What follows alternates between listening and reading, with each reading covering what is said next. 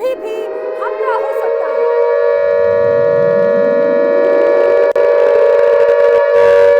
जी हाँ, ईरान पर कभी भी हमला बढ़ सकता है और हमला होगा अमेरिका की तरफ से। जी, एक बड़ी खबर, एक बड़ी मीटिंग हुई है। रिपोर्ट के अनुसार ट्रंप प्रशासन ने हाई लेवल मीटिंग की और मीटिंग का एजेंडा था ईरान के ठिकानों पर हमले की निशानदेही की गई है। बड़ी खबर है, ये एक रिपोर्ट है जिसमें खुलासा हुआ है अमेरिकी अफसरों ने हमले का खाका भी तैयार कर लिया है। गैर सैन्य ठिकानों पर यह हमला हो सकता है, ये भी जानकारी इस बीच सामने आ रही है। तो आप ये मान के चलिए कि आने वाला वक्त और भी ज्यादा चिंता का सबब लेकर आएगा, खास तौर से ईरान के लिए, क्योंकि लगातार अब मोर्चा संभाल रहा है अमेरिका। अमेरिकी अफसरों ने हमले की तैयारी कर ली है, पूरा खाका तैयार है, ठिकाने तैयार है। ट्रंप जिस तरह से आक्रामक हैं और खामी जिस तरह से गुस्से में नजर आते हैं, संकेत बेहद खतरनाक। बयान नहीं, ये चेतावनियां है, रणनीति नहीं, ये सीधे चुनौती है। अगर टकराव हुआ तो ये सीमित नहीं रहेगा, मध्य पूर्व की आग दुनिया तक फैल सकती है। और आज की रात इसीलिए भारी है क्योंकि दोनों तरफ से पीछे हटने के कोई संकेत नजर नहीं आते, टकराने के इरादे सीधे नजर आते हैं। अब सवाल बस एक है, क्या ये रात गुजर जाएगी या फिर इतिहास में जंग की शुरुआत लिखी जाएगी? दुनिया सांसें रोके देख रही है।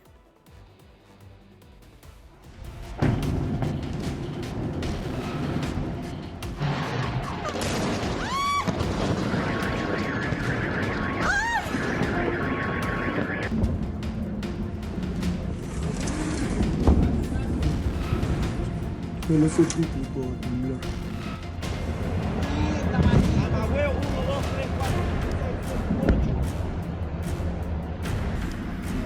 Mira, pero ven acá, no se metan para acá, pues no sabemos qué hay ahí que se cae. Sí, míralo. Dios mío, en la casa de Grupo Casa, mira. ¡Santo Dios!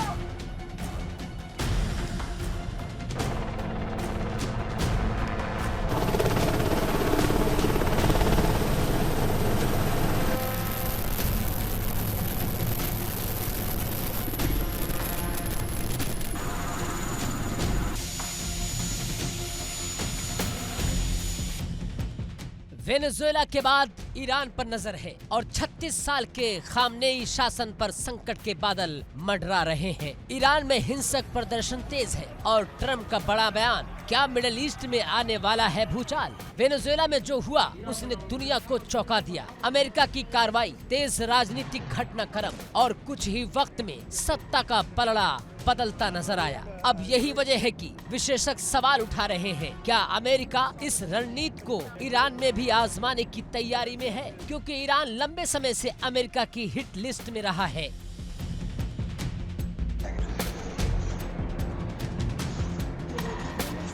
No sé si fue un barco.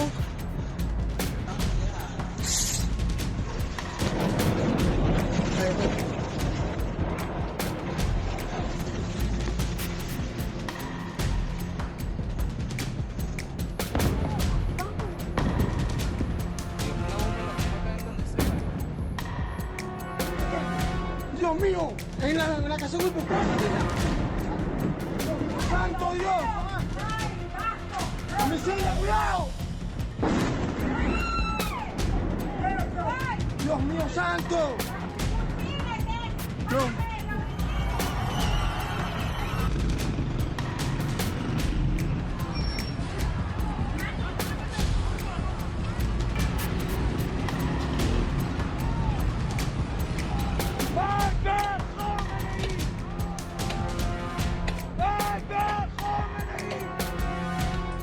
Iran के भीतर हालात लगातार बिगड़ते जा रहे हैं। महंगाई, बेरोजगारी और सरकारी सख्ती के खिलाफ देश के कई हिस्सों में हिंसक प्रदर्शन देखे जा रहे हैं। सुरक्षा बलों और प्रदर्शनकारियों के बीच टकराव, इंटरनेट पाबंदियां और गिरफ्तारियों की खबरें ईरान को अंदर से कमजोर दिखा रही हैं। और इसी माहौल में अमेरिका को एक मौका दिख रहा है। डोनाल्ड ट्रंप ने बिना किसी लाग लपेट के कह दिया, अब वक्त आ गया है कि ईरान के क्रूर शासकों का अंत जल्द हो। ट्रंप का ये बयान सिर्फ बयान नहीं माना जा रहा है, बल्कि इसे संकेत के तौर पर देखा जा रहा है। संकेत उस रणनीति का जो सत्ता परिवर्तन की ओर इशारा करती है।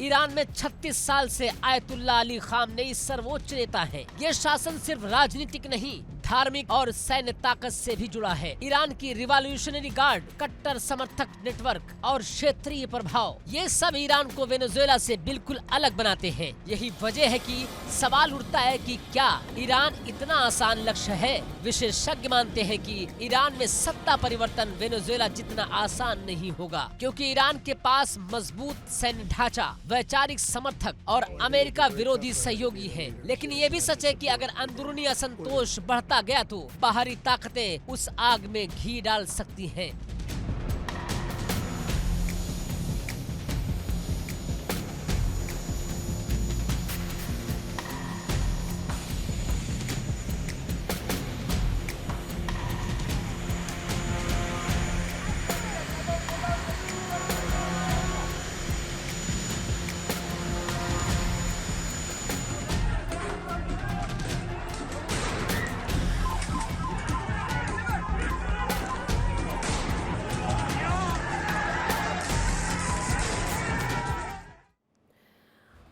और अगली बड़ी खबर ईरान को संकेत है, ईरान को डराने वाली बड़ी खबर, वॉर ब्रेकिंग। आपको बता दें, अब डोनाल्ड ट्रंप ने ईरान पर अटैक के संकेत दे दिए। जी हां, इस समय की बड़ी खबर, ईरान को आजादी चाहिए। डोनाल्ड ट्रंप ने कहा है ईरान पहले आजादी की तलाश में नहीं था, लेकिन अब ईरान आजादी चाहता है। इस समय की बड़ी खबर, ईरान को आजादी चाहिए।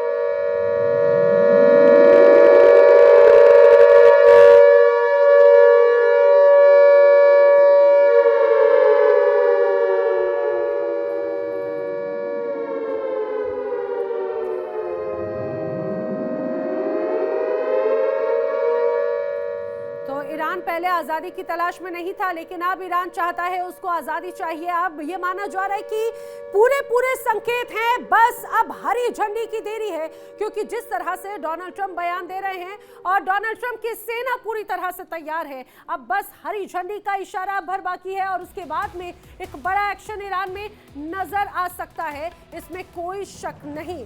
अब ये समझिए, ऐसे में बड़ा सवाल है, क्या वेनेजुएला सिर्फ शुरुआत थी? क्या ईरान अब अगला बड़ा निशाना है? क्या ट्रंप मिडिल ईस्ट में एक और सत्ता परिवर्तन की कहानी लिखने की तैयारी में है, या फिर ईरान अमेरिका के लिए सबसे मुश्किल मोर्चा साबित होगा? दुनिया की नजरें अब तेहरान पर टिकी हैं।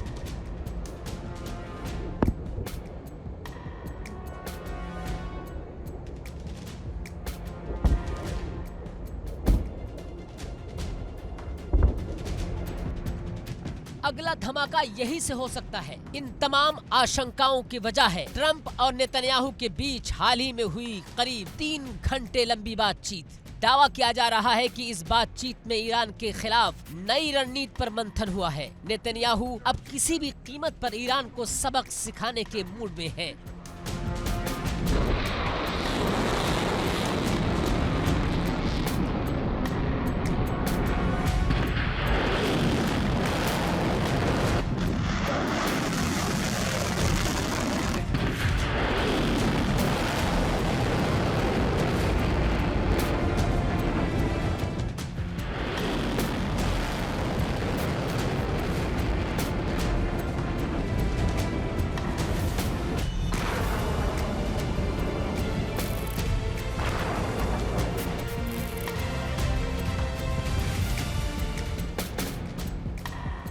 दरअसल जून में ईरान की मिसाइलों ने इजराइल की सुरक्षा व्यवस्था को कड़ी चुनौती दी थी। तेल अवीव और हाइफा जैसे सुरक्षित शहरों तक खतरे की आहट पहुंच चुकी थी। इसके बाद से नेतन्याहू का रुख और ज्यादा सख्त हो गया है। इजराइल इसे सीधी चेतावनी मान रहा है। ईरान को हल्के में लेना अमेरिका और इजराइल किसी के लिए भी आसान नहीं है। ईरान के पास मिसाइलों का बड़ा जखीरा है और क्षेत्रीय प्रभाव भी है। ईरान पहले ही दिखा चुका है कि वो जवाब देने की क्षमता रखता है। यही वजह है कि मिडल ईस्ट में हर कदम बेहद नपा तुला रखा जा रहा है।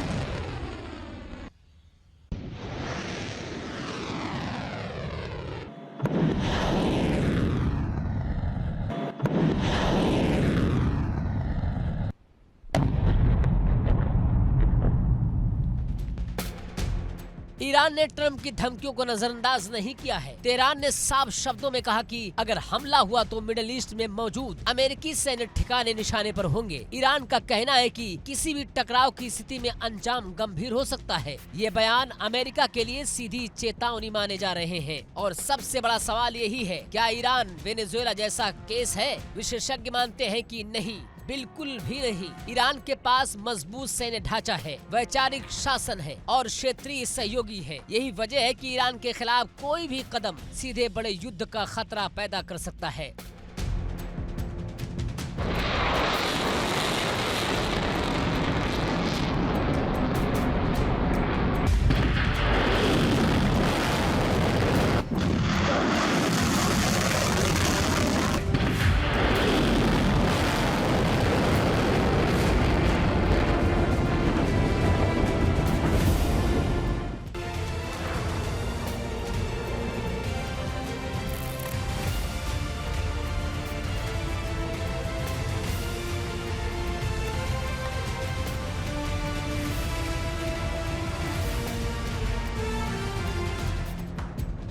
तो क्या वाकई धमाका होकर रहेगा? क्या ट्रंप और नेतन्याहू ईरान के खिलाफ अगला बड़ा कदम उठाएंगे या फिर मिडिल ईस्ट एक बार फिर कूटनीति के रास्ते पर बड़ी तबाही से बच जाएगा? फिलहाल हालात बेहद नाजुक है और पूरी दुनिया की नजरें अब सिर्फ एक शहर पर टिकी है, वो है तेहरान, क्योंकि यहाँ से उठने वाली हर चिंगारी पूरे मिडिल ईस्ट को हिला सकती है।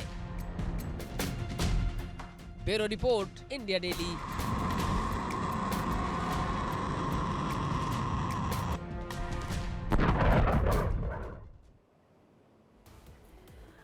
और अब इस समय की बड़ी खबर, रूस यूक्रेन युद्ध से जुड़ी हुई वॉर ब्रेकिंग। बड़ी खबर क्या है? बड़ी खबर यह है कि यूक्रेन का क्रिमियन पर विध्वंसक प्रहार यहां पर नजर आता है। दरअसल रूस ने मिसाइल और ड्रोन से बड़े हमले दागे हैं। एक बार फिर तस्वीरें आपके सामने, किस तरह से यूक्रेन के इलाकों में सिर्फ और सिर्फ तबाही का मंजर नजर आता है। ये स्थिति ऐसी है, देखिए, ये दरअसल रूस की तरफ सबसे बड़े हमले किए गए यूक्रेन की क्रीवी पर, और यहाँ पर हमले से क्रीवी में जमकर तबाही नजर आती है। रिहायशी इलाकों पर अटैक है। जिन जगहों पर आपको यहाँ पर ये देखिए लाइट जलती हुई नजर आ रही है और छत के ऊपर यहाँ पर सिर्फ और सिर्फ आग का गोला नजर आता है। दरअसल बताया जा रहा है कि रूस की तरफ से ड्रोन अटैक किया गया था, रूस की तरफ से मिसाइल दागी गई थी और उसका नतीजा है यूक्रेन के इस इलाके पर बड़ी तबाही। और ये सिर्फ एक जगह पे नहीं, कई अलग अलग जगहों पर ऐसी ही धमाके और ऐसी ही हमले की खबर भी सामने आई, जहां पर सिर्फ और सिर्फ आक्रमण और सिर्फ तबाही का मंजर नजर आता है। अब रूस ने यूक्रेन के शहरों को धुएं और गुबार से भर दिया। एक के बाद एक मिसाइलों की बारिश, आसमान से आग बरसी और जमीन कांप उठी। कीव से लेकर खार्किव तक धमाकों की गूंज है, सायरनों की आवाज है, मलबे में बदलती हुई इमारतें हैं। और ये हमला सिर्फ सैन्य नहीं बल्कि एक संदेश भी है। रूस बता रहा है कि ये जंग अभी खत्म नहीं हुई और यूक्रेन के शहर इस युद्ध की सबसे बड़ी कीमत चुका रहे हैं।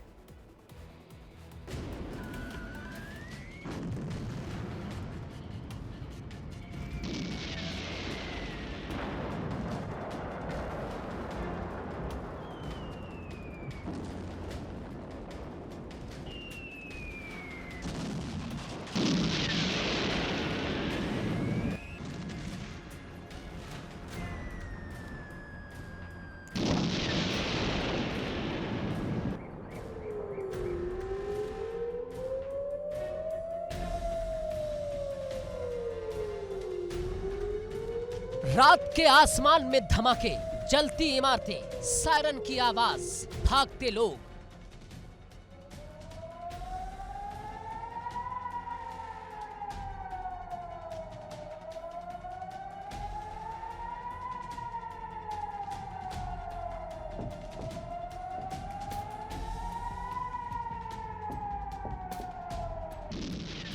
ये रूस की नई आक्रामक नीति है, खेरसॉन का बदला या फिर युद्ध का नया और खतरनाक अध्याय। यूक्रेन पर रूस का भीषण हमला, लगातार मिसाइल स्ट्राइक, धमाकों से दहलते शहर, ढहती इमारतें और दहशत में लोग, जिसकी आशंका की जा रही थी आज वो सच बनकर सामने आए हैं।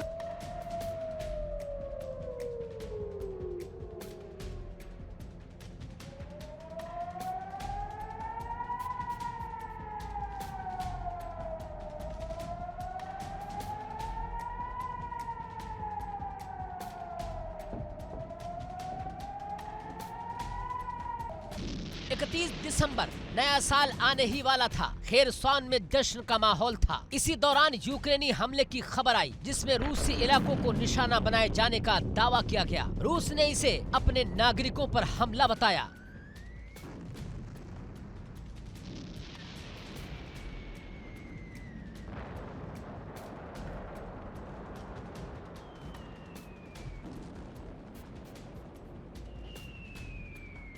और तभी से सवाल उठने लगे कि जवाब कब और कितना बड़ा होगा। और अब रूस ने जवाब दे ही दिया है। यूक्रेन के प्रमुख शहर खार्किव पर लगातार मिसाइल हमले, रिहायशी इलाकों को टारगेट किए जाने के आरोप, इमारतें ध्वस्त, सड़कों पर मलबा। बताया जा रहा है कि इसके अंदर बैलिस्टिक मिसाइल का इस्तेमाल हुआ है।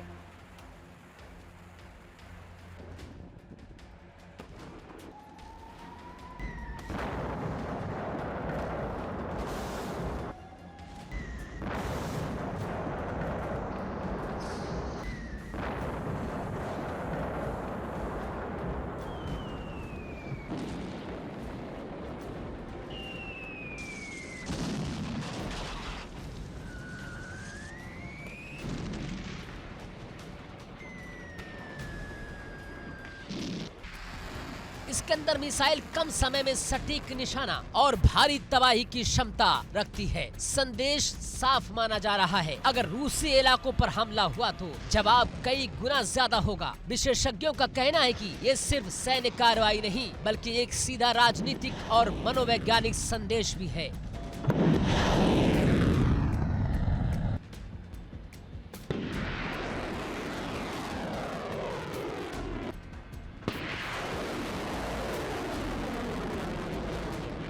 दिलचस्प बात यह है कि कुछ दिन पहले ही यूक्रेन की ओर से दावा किया गया था कि रूस विध्वंसक हमले की योजना बना रहा है और अब उसी आशंका के मुताबिक इंफ्रास्ट्रक्चर, रिहायशी इलाके और शहरों को निशाना बनाए जाने के आरोप है। यूक्रेन इसे सिविलियन टारगेटिंग बता रहा है।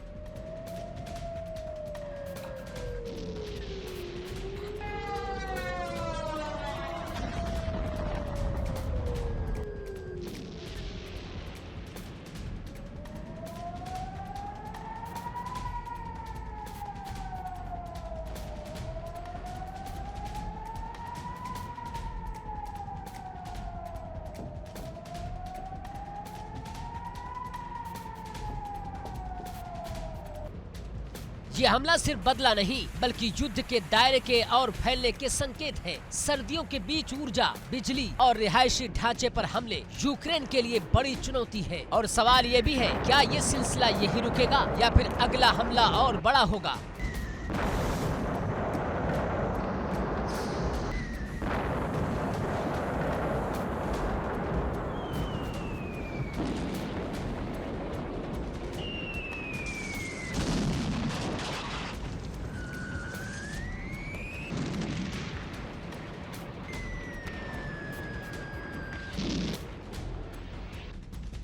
अंतर्राष्ट्रीय समुदाय की नजरें भी टिकी हैं, संयम की अपीलें, लेकिन जमीनी हकीकत लगातार बदल रही है।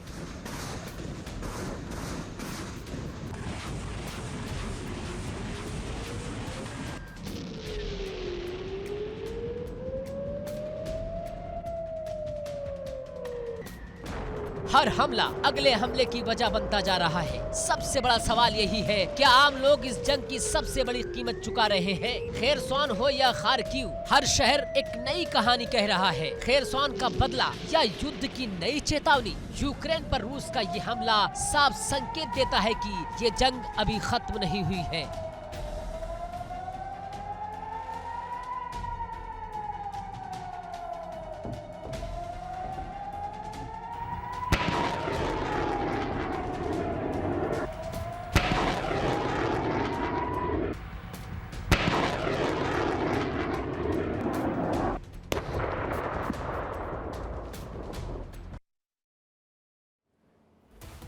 और आक्रमण में अब बारी है